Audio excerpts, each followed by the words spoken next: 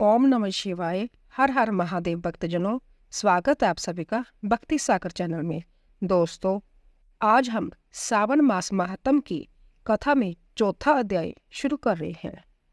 भगवान शंकर जी ने श्री सनातन कुमार जी से कहा, हे ब्रह्मा पुत्र, अब मैं तुम्हें दारण पारण व्रत के संबंध में बतलाऊंगा। तुम ध्यान पूर्वक सुनो। पूर्व प्रतिपदा तिथि को पुण्य वाचन करवाने के पश्चात मेरे लिए व्रत करना चाहिए। एक दिन दारण तथा दूसरे दिन पारण करना चाहिए।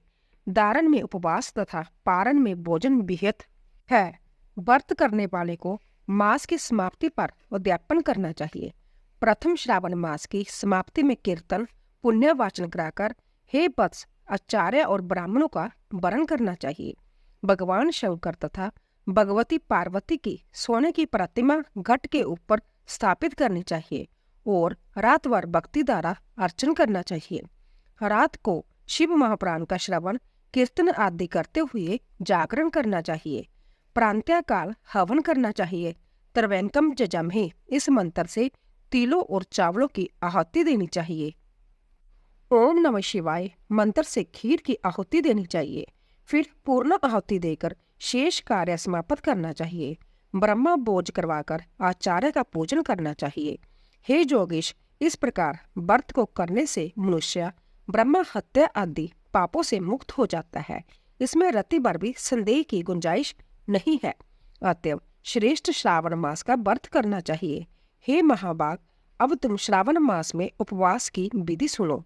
हे ब्रह्मपुत्र, स्त्री अथवा पुरुष को इस व्रत के लिए संयम आत्मा एवं जितेंद्रिय होकर प्रतिपदा तिथि को प्रांतःकाल इस व्रत का संकल्प करना चाहिए। अमावस्या के दिन लोकोपकारी वृषभ ध्वज भगवान शंकर का 16 उपचार से पूजन करना चाहिए। ब्राह्मणों का वस्त्र अलंकार आदि द्वारा पूजन करना चाहिए। यथाशक्ति भोजन करवाकर प्रणाम कर विसर्जन करना चाहिए। इस प्रकार मास उपवास का व्रत मुझे प्रीतिदायक 1,00,000 संख्या वाली रुद्रवर्ती विधि से करना चाहिए।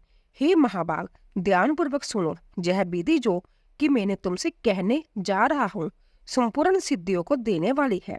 सादा रुई से 11-11 बत्तियां बनावे। मुझे प्रीति से जय बत्तियां रुद्रवर्ती के नाम से कही जाती है। श्रावण मास के प्रथम दिन इस विधि से संकल्प करें। श्रावण मास में देवों व देव महादेव है। मैं भक्ति से उन गौरीश की 1,00,000 बत्तियों से आरती करूंगा। जय संकल्प करने के पश्चात 1,000 बत्ती द्वारा प्रतिदिन पूजन करना चाहिए।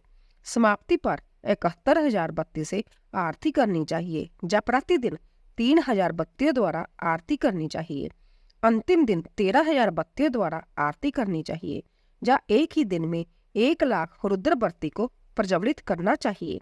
जय बत्तियां मुझे अत्यधिक प्रिय है। इनको शुद्ध घी से सिंचित करना चाहिए। संसार के स्वामी भगवान शंकर जी का पूजन करके कथा सुननी चाहिए।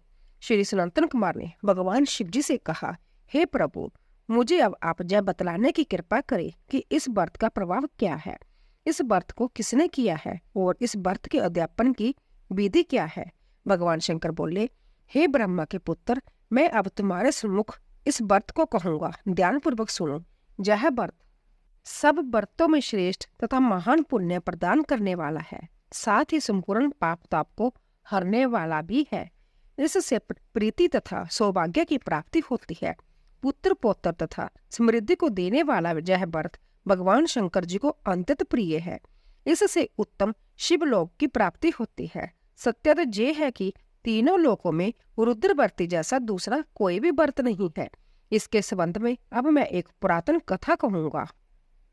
शिप्रा नदी के सुंदर तट पर रमणीय उज्जैनी नाम की एक पुरी है। उस नगर में सुगंधा नामक एक अत्यंत सुंदर वेश्या रहती थी। उस वेश्या ने संसार में अपनी सूरत का अति दूसरा 100 मोहर मूल्य की प्रतिज्ञा की। उसने युवा पुरुषों तथा ब्राह्मण कुमारों का धर्म भ्रष्ट किया। बार बार बहुत से राजाओं तथा राजकुमारों को बिगाड़ा।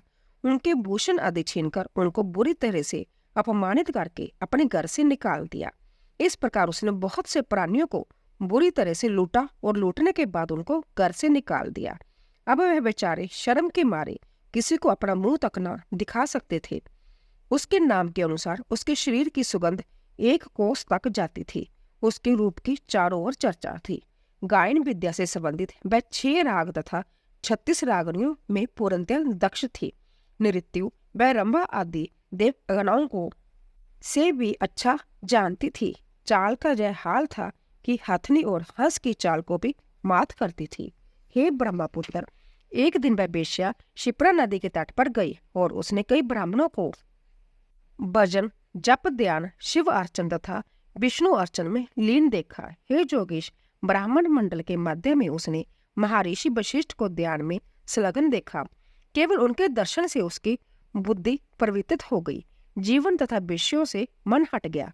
उसने महर्षि को बारंबार प्रणाम करके अपने पाप कर्मों के नाश का उपाय पूछा। उसने कहा, प्रभु, मैंने आज तक बहुत से पाप किए हैं। हे विपेंद्र, आप मुझे उन पापों के नाश का उपाय बतलाइए। भगवान शंकर जी ने सनातन कुमार से कहा। महर्षि वशिष्ठ ने उस बेश्या की बात सुनकर उससे कहा, तुम मेरी बात ध्यानपूर्वक सुनो। मैं अब तुम्हारे सम्मुख उस उपाय को कहूंगा जिससे कि तुम्हारे समस्त पापों का नाश हो सकता है। हे बद्रे, तुम तीनों लोकों में प्रसिद्ध वाराणसी में जाकर दुर्लभ रुद्रवर्ती नामक व्रत करो। यह व्रत महान पुण्य देने वाला तथा शिव की भक्ति में मन को लगाने वाला है। हे बद्रे, इस व्रत के करने से ही तुम्हारी उत्तम गति हो सकती है। भगवान शंकर जी ने सनातन कुमार से कहा।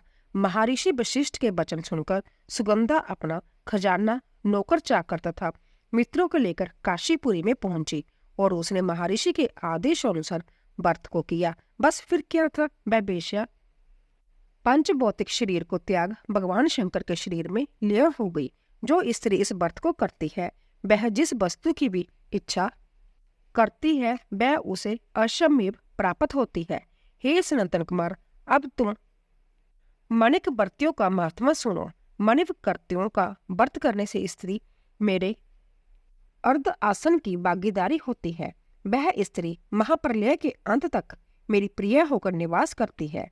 अब हे मुने, मैं व्रत पूर्ति के लिए इसकी व्रत उद्यापन विधि बतलाऊंगा। मनुष्य को चाहिए कि पार्वती सहित भगवान शंकर जी की प्रतिमा को स्थापित करे। भगवान शंकर जी की प्रतिमा सोने की तथा नंदी की प्रतिमा चांदी की होनी चाहिए।